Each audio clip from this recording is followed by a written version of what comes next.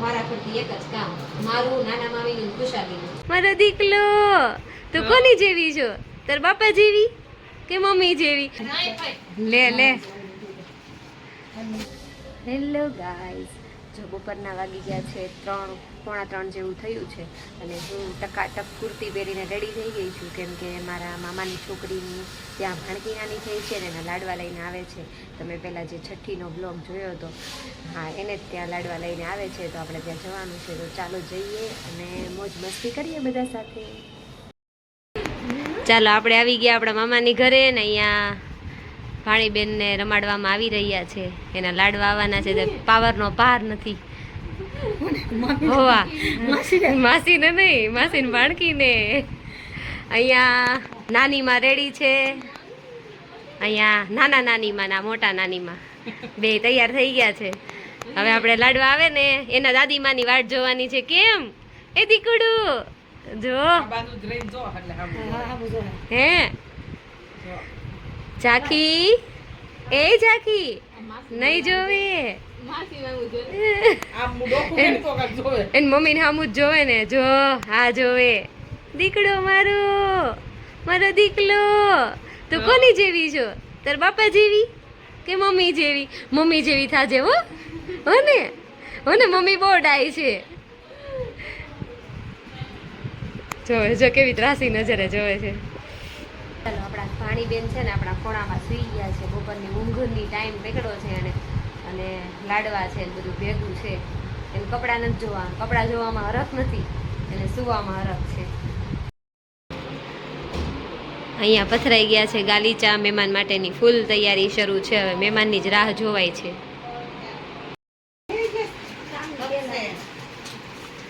ભાણીબેનના મમ્મીના ફઈ આવી ગયા છે, પૈસા આપે છે. લઈ લે લઈ લે લે લે લે લે.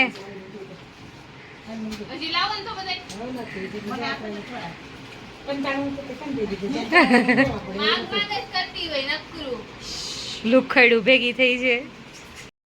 લાડવામાં કોઈને ઇન્ટરેસ્ટ નથી, બધાને કાના લગ્નની કેસેટમાં ઇન્ટરેસ્ટ છે. બધા જોવા બેસી ગયા છે.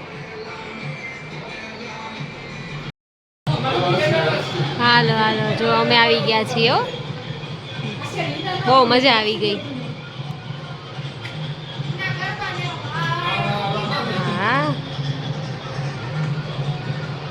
એક ધારી બધાની નજર છે, કોઈ મટકું નથી મારતા.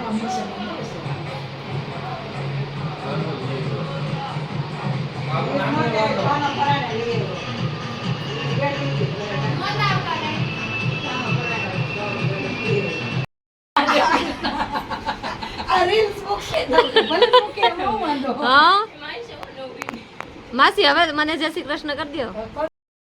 એ બાયુની બગડા ચટી હજી તો મહેમાન ન થયા ને ત્યાં ચાલુ થઈ ગયું છે. પછી કોણ જાણે હજી કેટલી બગડા ચટી કરે. એ નવા વહુ રાણી આવી ગયા છે.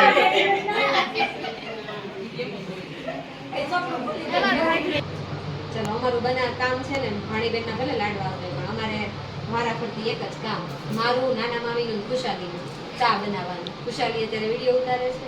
મામી અમારે આવી ગયા છે મારા.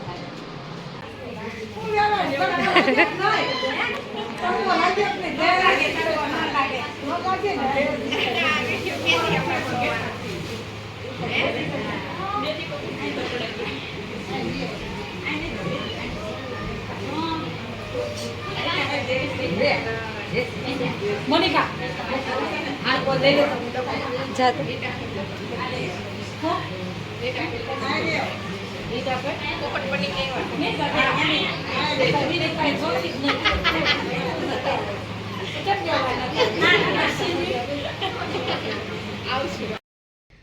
તો ફ્રેન્ડ્સ હું આવી ગઈ છું ઘરે.